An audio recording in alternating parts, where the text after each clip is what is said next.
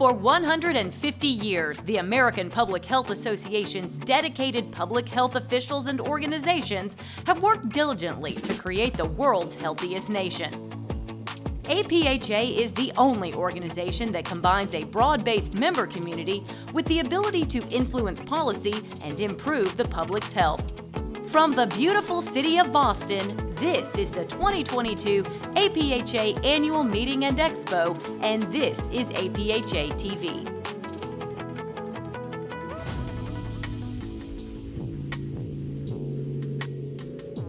Hello and welcome back to this thrilling third day of APHA TV. At this annual meeting, we strengthen the profession of public health, share the latest research and information, promote best practices, and advocate for public health issues and policies grounded in research. Today, we focus on the recent Supreme Court decision to overturn Roe v. Wade and what that might mean for the future of public health. We sit down with keynote speaker and reproductive justice advocate Loretta Ross, what she has to say about the future of being female. And our tour across the country continues today as it takes us to organizations focusing specifically on sexual health, reproductive rights, and maternal safety in the healthcare system. We start off today's focus on reproductive health in Salt Lake City, where the University of Utah's Ascent Center is elevating sexual and reproductive health to a new level. This team of researchers is doing so by focusing on expanding and improving local contraceptive access and sexual and reproductive health equity. Let's see how. Access to contraception has an enormous impact on an individual's ability to live the life that they want. Reproductive autonomy is a fundamental human right, and what we've seen in the research that we've done is that people who can get the methods that they want are better able to use them, tend to have fewer unintended pregnancies, and are able to get the education and pursue the careers that they want to have. The Ascent Center played a role in expanding access to contraceptive care in Utah through a number of different initiatives that we've been doing for the last several years. Some of the novel methods that we've been able to explore at the university have really broadened our understanding of contraception and allowed participants to experience new methods. We're so focused on the ability of the findings to really drive care forward in the future.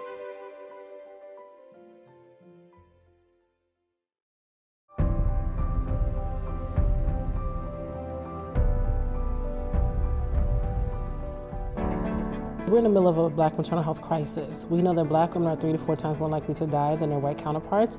We know that 80% of maternal deaths are preventable. The center is addressing maternal health inequities through various events such as conferences, community outreach and support. When we consider the center's role in addressing inequities within the community, it is our being clear about the historical role of institutional racism in policies and practices relating to the health and welfare of Black women and birthing people. So the vision of the Center for Black Maternal Health and Reproductive Justice is to protect the Black birthing experience by ensuring that all Black birthing people have equitable and respectful processes in maternity care. My hopes and the dreams for this center are that we continually bring awareness about Black and brown moms that face maternity health inequities.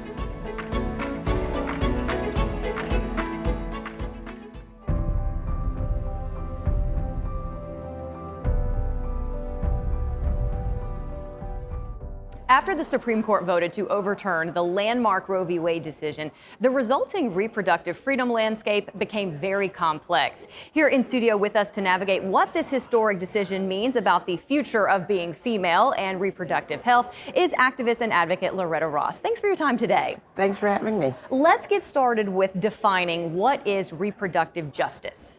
Well, reproductive justice was a concept 12 Black women created in Chicago in June of 1994 because we were impatient with the pro-choice, pro-life binary that failed to adequately express what we needed from reproductive politics. So basically, we joined with the pro-choice movement in fighting for the right not to have a child. And so that includes support for abortion, birth control, and abstinence, if you can hold on. I mean, abstinence, right? Anyway, But because we were black women, always subjected to thinking that we have too many babies, we have to fight for the right to have the children that we want to have and the conditions under which we want to have them. So that means refusing an unnecessary C-section, or having your birth plan respected when you go to the hospital, or using a midwife or a doula if you prefer. And then the third tenet is the right to raise our children in safe and healthy environments, because neither the pro-choice nor the pro-life movement focuses on what happens when the baby is here. And so the right to have a child, not to have a child, and to raise your children are the three core tenets of reproductive justice. All right, let's pivot a little bit and talk about what is reproductive futurism. Well, reproductive futurism is a concept I've been thinking about. I didn't coin the term reproductive futurism. That actually was coined by the LGBTQ movement. But I'm applying it to use the lens of reproductive justice to really criticize, or at least examine, this techno-utopia that all the people who are promoting all of these unfounded promises of what technical advancements are going to do to the human species, they really need to be examined, because, first of all of our technology, like social media, may be used to upgrade present-day inequalities, because we have not addressed the underlying causes of misogyny and racism and homophobia and transphobia. And so we'll just have better means of implementing the same old ideas if we don't pay attention. But also, techno-utopia overpromises. They convince women, for example, to pay $20,000 for an IVF treatment without telling them that only 13% of stored eggs ever result in successful pregnancies. So you've got an 87% failure rate for something you just spent $20,000 a try on. And many people have to try multiple times because it's not just one time, you got to do it multiple times. And they're not telling people the medical risk of egg harvesting and The cancer concerns down the road. They're not telling. There's no full medical disclosure required of them, so they're not doing it. And so I am concerned that unrestricted reproductive technology that doesn't have moral boundaries or guidelines will end up exploiting vulnerable and desperate people who want to express their right to parent in the way that they want to, and can be easily manipulated and suffer mental health damages because of it. Loretta, thank you so much for your time today. This has been a pleasure. Thank you for interviewing me. Bye-bye.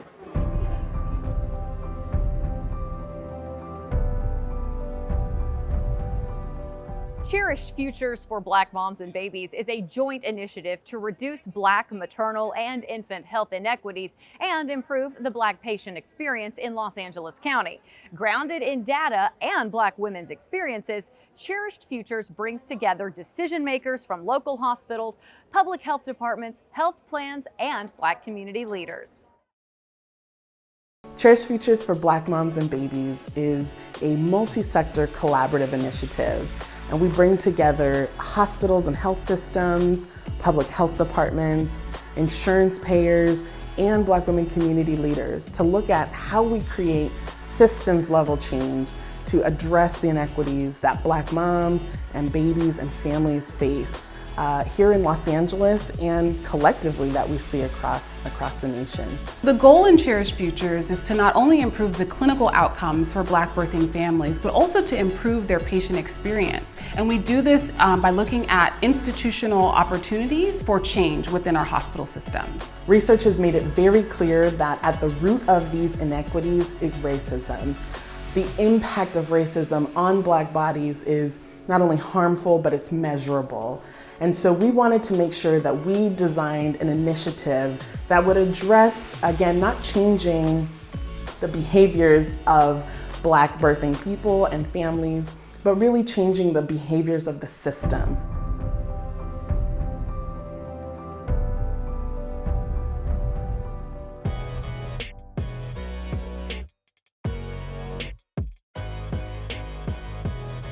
So much specially curated content to cover, and we want to make sure you don't miss a minute.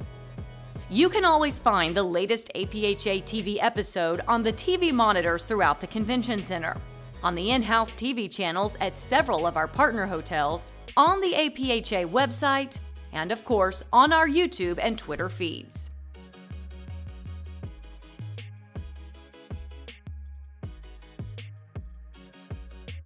How will the public's health be impacted by the recent opinions and actions of the High Court, and what are some upcoming cases to look out for? Sarah Rosenbaum, professor of law and policy at George Washington's Institute of Public Health, dissects what happens and what happens next.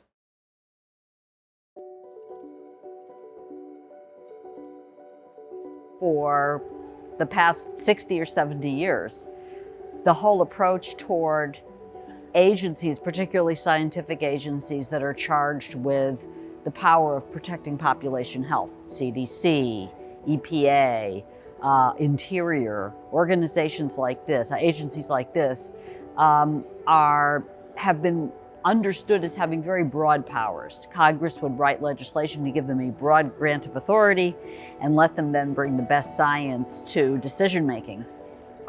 With a lot of deference from the courts, at least where the agencies had gone through a reasoned rulemaking process. All of a sudden now the court has reversed course and basically has said that unless agencies have very, very specific, problem-specific directives from Congress to step in and address a problem, it will consider their actions outside the bounds of what would be legal. And the problem with that, particularly for the scientific agencies, is that the reason Congress sets up a broad grant of authority is precisely because lawmakers can't predict in 1970 what the problems are going to be in 2023. If an agency has to go back each time to Congress to sort of ask a mother may I with very, very specific instructions, that means that the agencies cannot respond to emerging critical problems as they occur. Congress is very slow and has no experience drafting particular legislation. So it's essentially a deregulation activity meant to freeze agencies as opposed to empower Congress.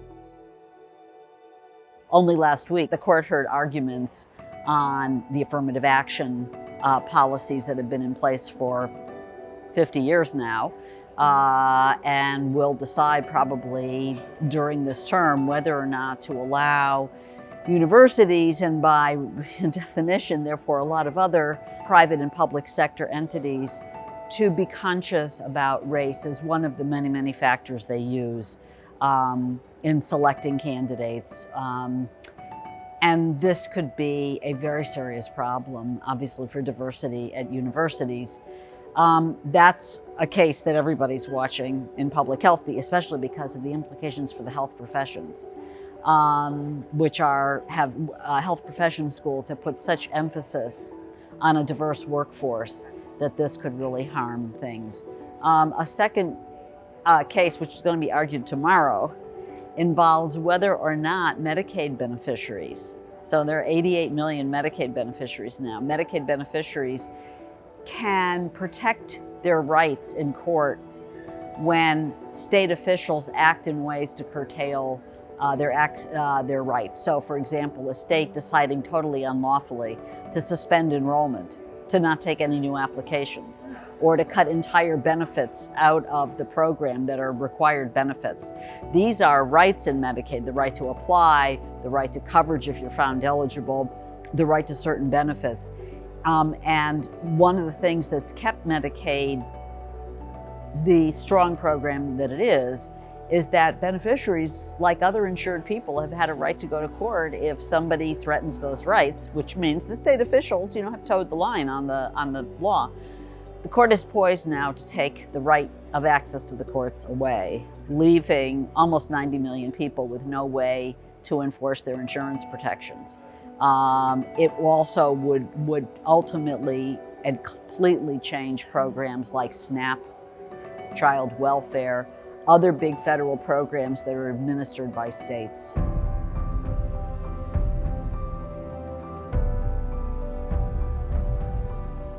The Grassroots Maternal and Child Health Initiative demonstrates how impactful it can be to learn from women who live in marginalized communities. By learning about the social systems at the heart of poor maternal and child health outcomes, we can implement systems that improve care and nurturing for women, children, and their families. The Grassroots Maternal and Child Health Initiative is grounded in our grassroots maternal and child health leaders. We go out into neighborhoods with poor maternal and child health outcomes, and we recruit women from those neighborhoods to become leaders. The Grassroots Maternal and Child Health Initiative aims to build the capacity of women and organizations in traditionally marginalized communities to bring about systems change to improve maternal and child health outcomes in their communities. These women, during this training and what Jack did, he gave them such an empowering mindset.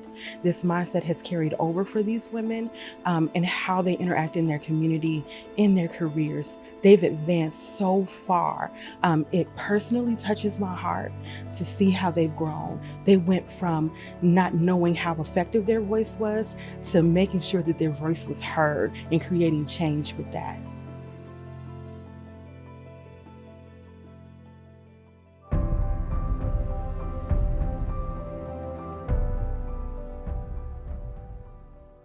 Keeping our focus now on the health and care of Black mothers and babies, the Center for Maternal Health Equity, run by the Morehouse School of Medicine in Atlanta, Georgia, is committed to nurturing healthier mothers, healthier children, and healthier families. Let's see how they are doing so by advancing the science of women's health and building stronger community engagement.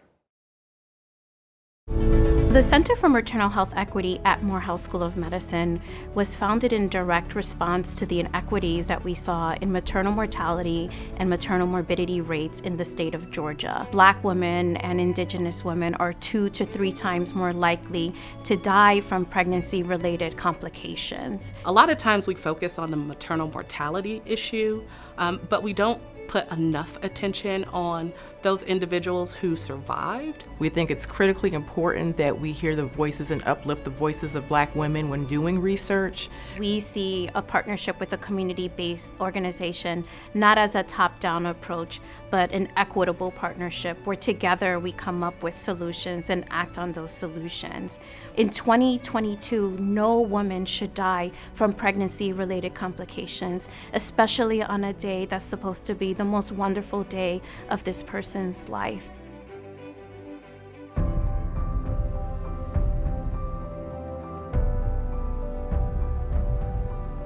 Well, from SARS to COVID-19, there have been no shortage of public health emergencies over the last several years. But how should we respond to those public health emergencies from a legal perspective? Joining me now here in studio is Georgetown University professor Larry Gostin, hopefully to answer that exact question. Thanks for your time this morning. Thank you for having me. Let's go back a little bit and start off with public health law and ethics and how that came into existence in the first place. Yeah, let's start with ethics. We have a history in America of focusing on the common good, what we owe to each other. And we've seen that right through our history when we would, with smallpox vaccinations, through to save food and clean water. And we have this rich tradition that went through JFK, ask not what you can do for your country. Exactly. Yes. And then Lyndon Baines Johnson, the Great Society, the War on Poverty. And yet today, we've lost that tradition of the common good, and we're all about what are my rights? Me. Me, and not what do I owe to my family, to my country, my community, to my world. And the laws reflected that, whereby originally we had a huge understanding in the judiciary of the need for strong public health powers. And fast forward to the current Supreme Court, that is just eviscerating our ability to protect health, safety, the environment, and even issues like reproductive health and abortion. Right. Were you surprised by the Supreme Court's decision regarding Roe v. Wade, the fact that they waded into that in the first place? Well, the very sad truth is with this empowered, super conservative majority, their decisions are almost predictable. And they've really decided to own all of the most contentious issues in America.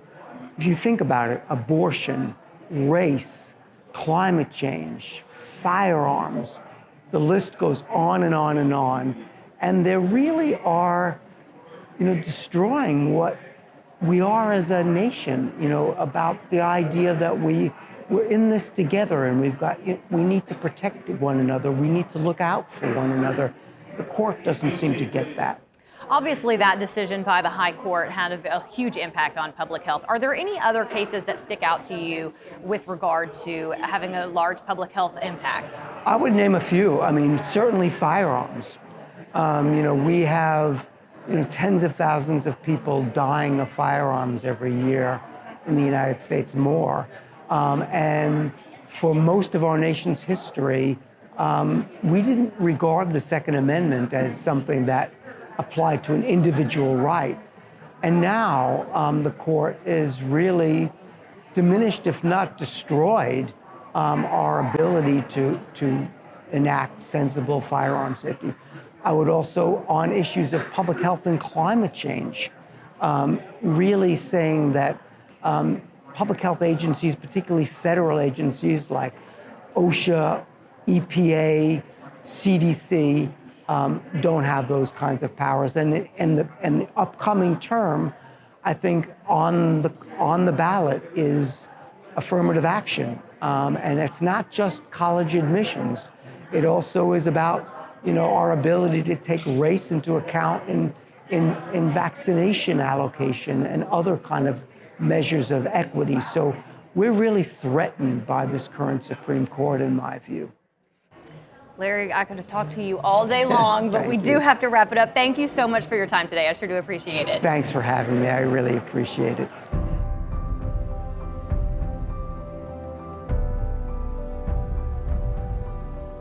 Turning now to the attendees, and we pose the question, how can the APHA help us overcome social and ethical challenges?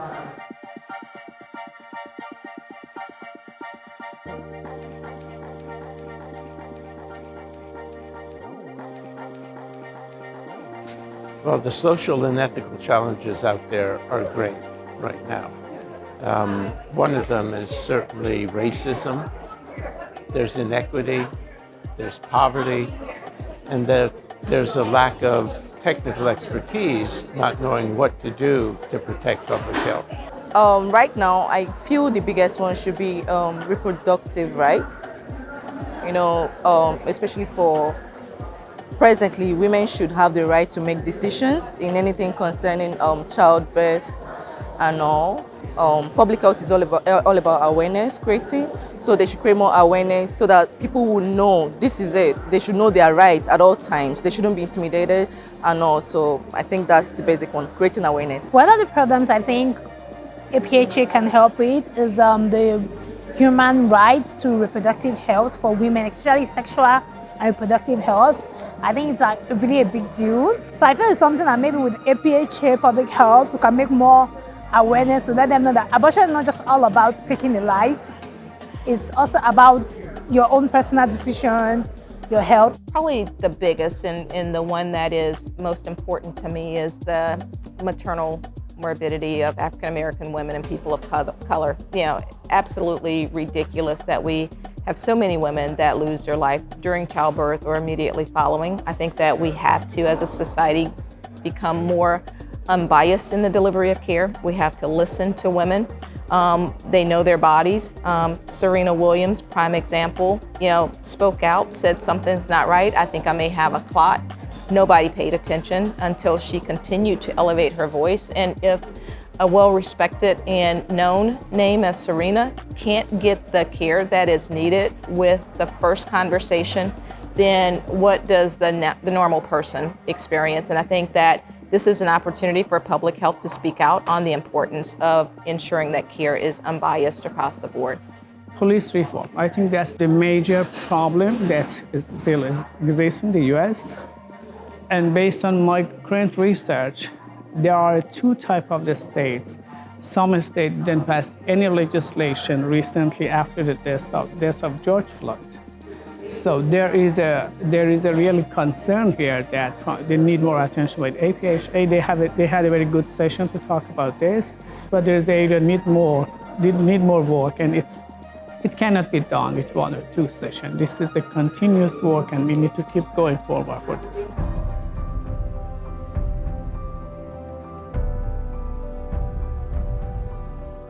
Social determinants play a huge role in the overall health of the general public. Deputy Assistant Secretary for Health and Director of the Office of Disease Prevention and Health Promotion, Dr. Paul Reed, discusses the initiative Healthy People 2030. Thanks for your time this morning. It is my pleasure to be here. Let's talk a little bit about what you feel are some of the most pressing public health issues at the moment and how your office is working to tackle those. Well, frankly, I think it's what it's always been, or has been for many decades now, and that is the burden of chronic disease we know in this country.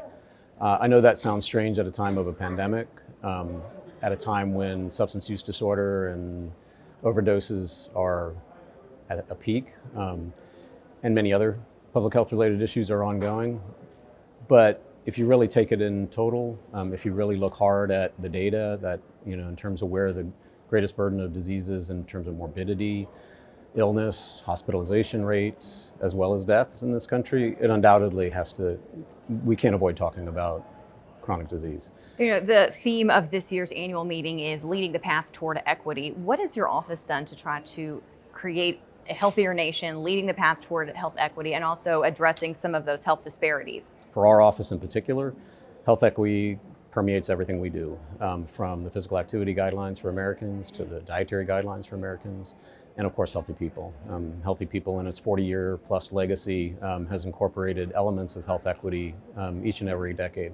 This decade, far more so than ever before. And that's particularly borne out in the way the social determinants of health are reflected in the work that's presented in Healthy People. The objectives, the data, the resources tied to them, et cetera. What are some of the efforts that we can look forward to seeing your office lead in the next few years? So we're in this 5-year cycle of the Dietary Guidelines for Americans. Our office leads. We co-lead it with the USDA, but we have the predominant role to play in administering that, and that includes the Scientific Advisory Committee, which is currently being seated.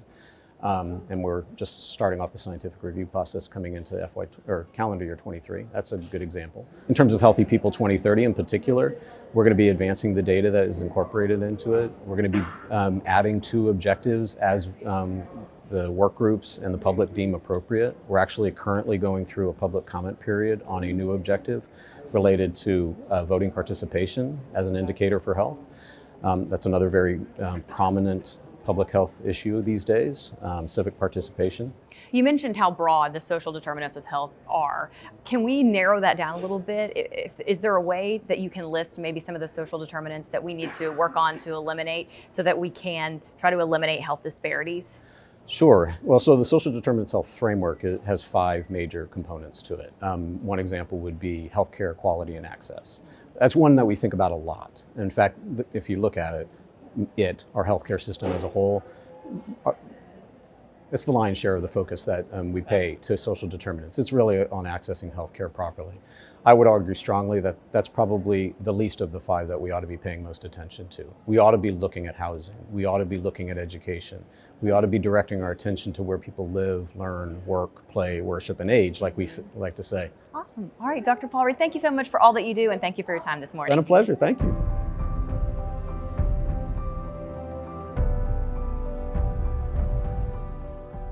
And that brings us to a close for day 3 of APHA TV.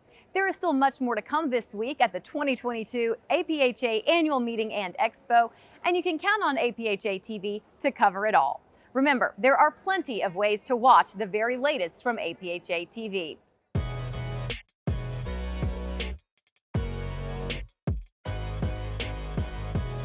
So much specially curated content to cover, and we want to make sure you don't miss a minute. You can always find the latest APHA TV episode on the TV monitors throughout the Convention Center. on the in-house TV channels at several of our partner hotels, on the APHA website, and of course on our YouTube and Twitter feeds.